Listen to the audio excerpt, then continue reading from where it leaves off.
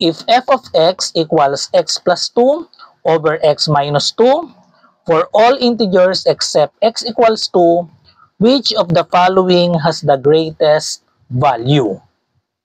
Okay, so we will just substitute these numbers negative 1, 0, 1, 3, and 4 to x in this function f of x equals x plus 2 times x minus 2. So we are looking for the greatest value. So by inspection, if we substitute negative 1, 0, 1, 3, and 4, if we substitute that in the denominator x minus 2, these numbers, negative 1, 0, and 1, will make the denominator negative. While if we substitute 3 and 4, the denominator of this fraction is positive. And we are looking for the greatest value. So therefore, the answer to this must be 3 or 4. Because if negative 1, 0, or 1 is substituted to the value of x in the expression, that is negative, so that is not the greatest value. Okay?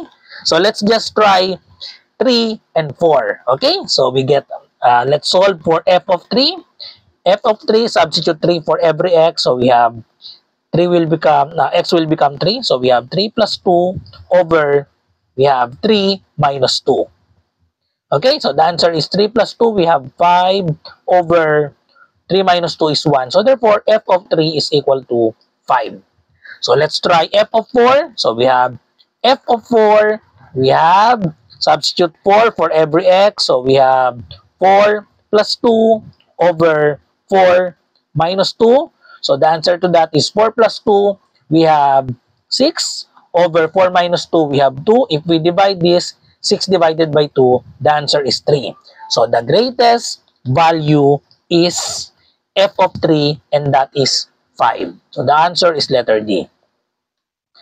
Okay, so let's just substitute the negative 1, 0, and 1. So we will get f of negative 1. So I will just show you what is the answer to this is negative. So negative 1, substitute negative 1 for every x. So we have negative 1 plus 2 over negative 1 minus 2. So the answer to this is negative 1 plus 2. We have positive 1 over negative 1 minus 2. We have negative 3. So obviously negative 3. So this is not the greatest because f of 3 and f of 4 has positive value. Okay? And then for f of 0, letter B of f of 0, that is equal to 0 plus 2 over 0 minus 2. And the answer to this is, just cancel the 0, 2 over negative 2, that is equal to negative 1. So this is not the answer. And then for the last one, we have f of 1. f of 1, we have 1 plus 2. Okay? 1 plus 2 over 1 minus 2. So the answer is 1 plus 2, 3.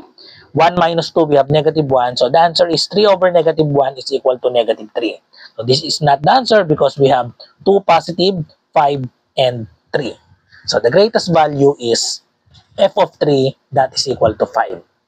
Follow for more.